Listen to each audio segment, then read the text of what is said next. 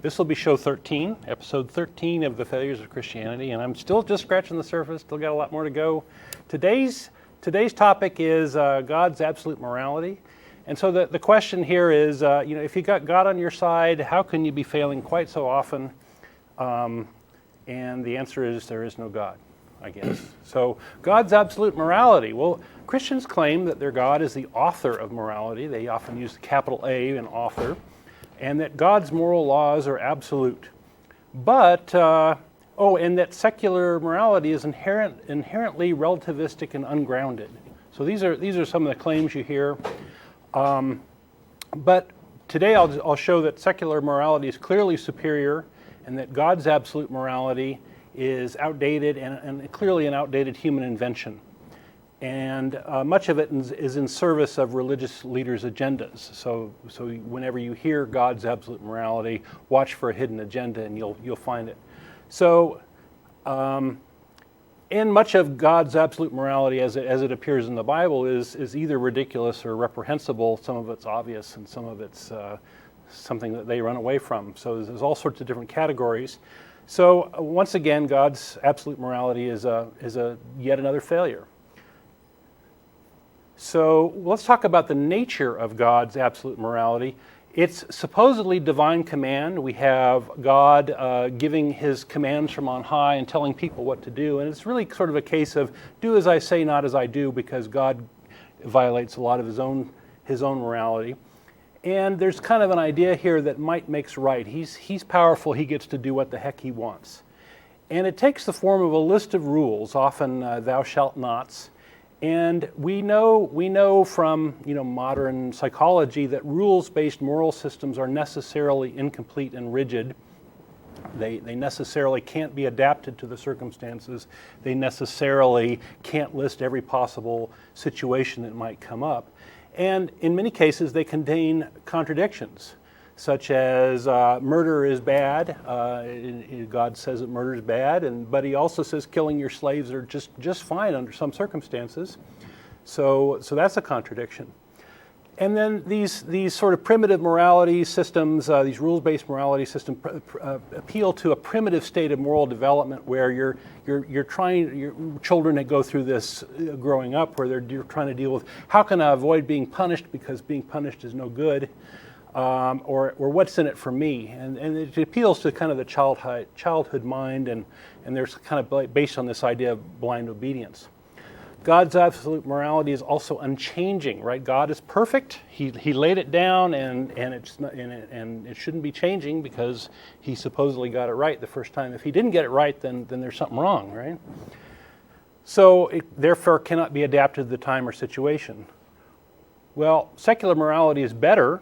Clearly, because it's based on reason, learning, compassion, responsibility, mitigating harm, these sorts of things, and they're often codified in our laws, and it applies to everyone. Not even if God were human, it would apply to him too. It can be adapted to the times and situation, and it improves as we learn more and grow. So the nature of harm becomes broader because we understand the consequences of our actions might go and affect more people. It becomes more nuanced as we learn more, and the consequences of our actions are better understood. So it improves. So it's definitely a better thing. It's an evolving thing, and it's based in human nature and our collective knowledge, and not the whim of some being, fictional or otherwise. So the content of God's absolute morality is a bunch of laws given in the Bible, supposedly dictated by him. It includes things like the Ten Commandments, but it also includes a lot of the actions and dictates of the God in the Bible, and other characters in the Bible tend to get rolled up into the morality too. So anything in the Bible kind of becomes sometimes fair game. So it includes things like thou shalt not murder from Exodus 20:13. It includes things like thou shalt not suffer a witch to live, Exodus 22:18. And it includes things like God shall not see the kid goat in its mother's milk, Exodus 23:19. So we can see a lot of variation in the quality of things, and some of it is obvious in normal human morality, the killing and stealing and lying. It makes a lot of sense, and you can make a very strong secular argument for that. And these things tend to be pretty universal in moral, different societies and these sorts of things. Some of God's absolute morality is cruel, harmful, and inhumane. Much of it is outdated and has been replaced by better secular morals. So we've gotten rid of slavery, for example. Some of it is downright silly, especially by today's standards. And there's obvious holes. What does it say about child molestation? What does it say about lying for the advancements of one's religious beliefs? What does it say about same-sex marriage? Nothing. And in some of it, Christians, some of God's absolute morality, Christians run away from, like an eye for an eye, because Christians don't want to necessarily be the victim of their own morality. They want to inflict it on others. So worse, we've got this absolute morality, and a lot of Christians don't even really know it very well. Most Christians can't even list the Ten Commandments.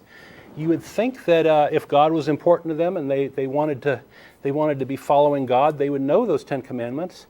And a recent Pew Forum study in 2010 showed that atheists and agnostics know more about religion than most believers, which I find kind of amusing. And you know, if God created humans and people can pray and supposedly talk to God and these sorts of things, and they're desperate to follow His rules to get to heaven, you would think there would be a lot more consistency in the behavior and understanding of God's absolute morality among Christians, but you just don't see it. So I've talked about the failure of prayer earlier, and it's the same sort of idea. And believers only rarely take a skeptical look at their holy book and honestly examine its flaws, and when they do, they often become atheists, and we welcome those folks. So how is God's absolute morality used? Well, enter the spin zone. Instead of admitting that God's absolute morality is a load of crap, Christian leaders play up the good stuff, ignore the silly stuff, rationalize the horrible stuff, and patch over holes with vaguely related passages only if pressed. The gullible believers take the attitude, well, who am I to second guess a supreme being? What do I know? Or they might take the attitude, since I'm a true believer, I'm forgiven, and it doesn't matter that much. So Christian leaders can take the attitude, I can spin this for my own advantage, and take advantage of these folks who don't care and don't pay that much attention.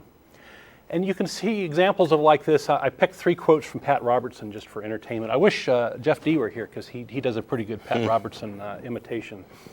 But you can hear this sort of attitude everywhere. So Pat Robertson said after the 9/11, I really believe the pagans and the abortionists and the feminists and the gays and the lesbians who are actively trying to make that an alternative lifestyle, the ACLU, the People for the American Way, all of them who have tried to secularize America, I point the finger in your face and say, you helped make this happen. So he's blaming people for offending God, and God is doing something else. Here's another one from him. I would warn Orlando that you're right in the way of some serious hurricanes, and I don't think I'd be waving those flags in God's face if I were you. This is not a message of hate, this is a message of redemption. But a condition like this will bring about the destruction of your nation. I'll bring out the terrorist bombs, and it'll bring out the terrorist bombs, and it'll bring out the earthquakes, tornadoes, and possibly a meteor. So this is Pat Robertson talking about Gay Day at Disney in Orlando. Another one, I'd like to say to the good citizens of Dover, if there's a disaster in your area, don't turn to God. You just rejected Him from your city. And don't wonder why He hasn't helped you when problems begin or if they begin. I'm not saying that they will, but if they do, just remember that you voted God out of your city, and if that's the case, don't ask for His help because He might not be there. So this is on the Dover monkey trial, you can call it that. So the conclusion is God's absolute morality is a dated human invention, and it's used by demagogues to manipulate the gullible. They want to use it to inflict their will on others, but they don't want to necessarily be subject to it themselves. And it's just a great excuse, I think, for someone to be a thug. And we've seen this with Rick Perry and the Texas Women's Health Program, It's a case where he wants to inflict God's will on somebody else, but anyway, not be subject to it himself. And most Christians are too lazy to either understand it or take the time to decide for themselves whether it makes any sense. And ultimately, I think it's a little more than a con game, and I call it a failure. So.